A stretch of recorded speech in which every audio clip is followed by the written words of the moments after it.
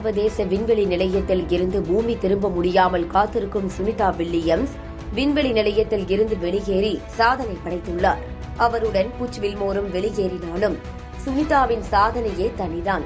விண்வெளி வீரர்களான Sunita Williams, புச் Willmore இருவரும் கடந்த ஆண்டு ஜூன் 5ஆம் தேதி 8 நாள் பயணமாக சர்வதேச விண்வெளி நிலையத்திற்கு சென்றிருந்தனர்.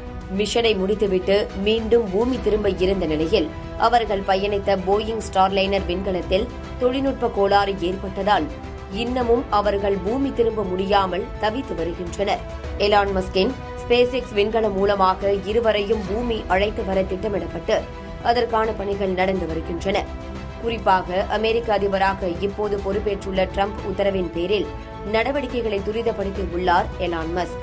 இந்த நிலையில்தான் விண்வெளி நிலையத்தில் பயணம் நீண்டு கொண்டே போனாலும் தன்னம்பிக்கையை விடாத சுனிதா புது சாதனையை படைத்துள்ளார்.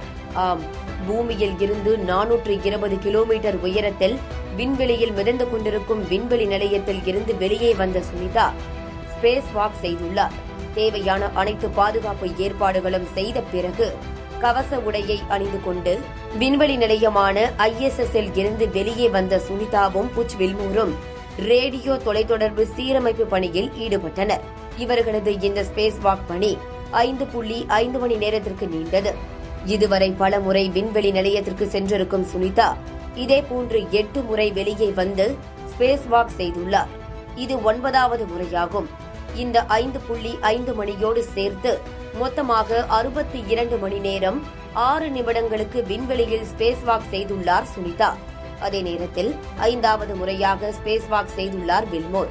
சுனிதாவின் இந்த ஸ்பேஸ் வாக் நேரத்தை ஒப்பிட்டு பார்த்தால் நாசாவின் வரலாற்றிலேயே அதிக நேரம் ஸ்பேஸ் வாக் செய்தவர்களின் பட்டியலில் 4வது இடத்தில் இருக்கிறார் சுனிதா. இக்கட்டான சூழலிலும் அடுத்தடுத்த சாதனைகளை செய்து வரும் சுனிதாவுக்கு பாராட்டுகள் குவிந்து வருகின்றன.